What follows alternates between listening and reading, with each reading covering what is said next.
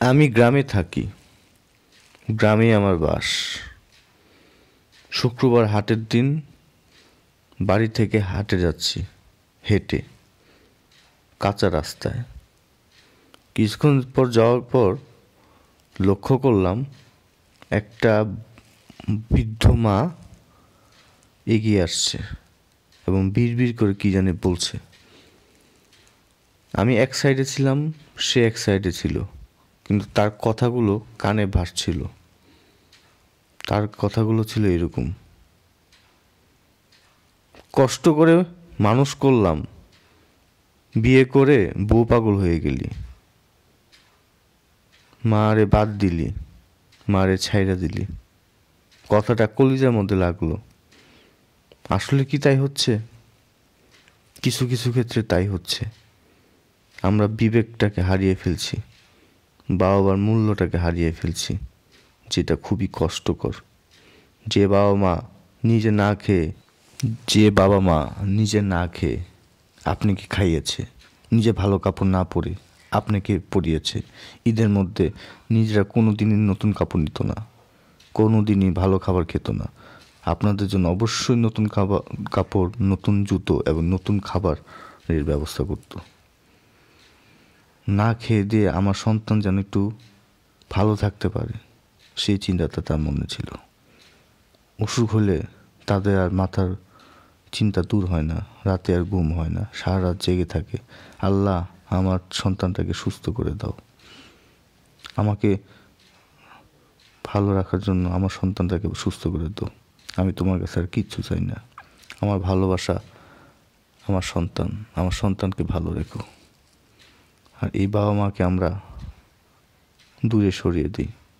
তারা বয়স হয়ে গেলে তাদেরকে বোঝা মনে করি একটা ঝামেলা। কিভাবে তাদেরকে সরিয়ে ফেলবো সেই ধান্দায় থাকি।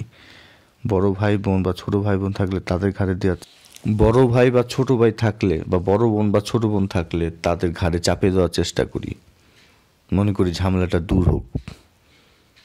আরে ভাই, আপনি যখন ছোট ছিলেন তখন আপনাকে কে মানুষ করছে?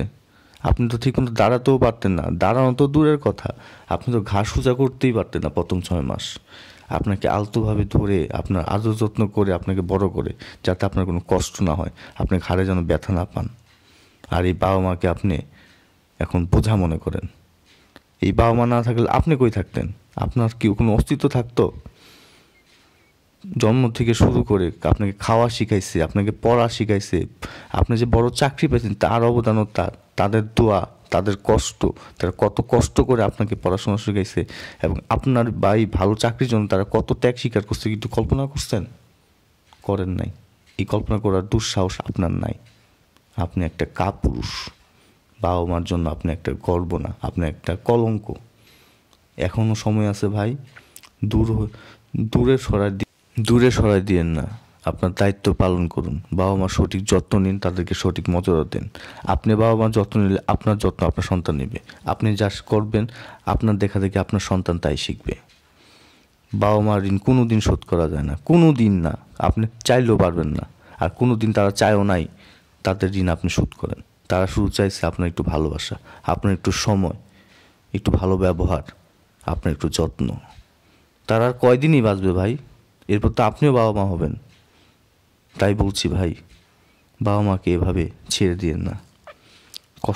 কথাটাগুলো খুব কষ্ট লাগছিল। কত কষ্ট করে মানুষ করলাম, বিয়ে করে বউ পাগল হয়ে গেলি, মারে বাদ দিলি, মারে ছাইড়া দিলি। কত কষ্ট নিয়ে বলছিল। এটা কি একটু চিন্তা করছেন? না ভাই, চিন্তা করেন না। এবার একটু চিন্তা করেন, এখনই সময় চিন্তা করার। আপনার সহধর্মীকে বুঝান, তারা আপনার জন্য বুঝা না, তারা আপনাদের আশীর্বাদ, আপনাদের দোয়া, আপনাদের সম্পদ। প্লিজ প্লিজ প্লিজ আসুন।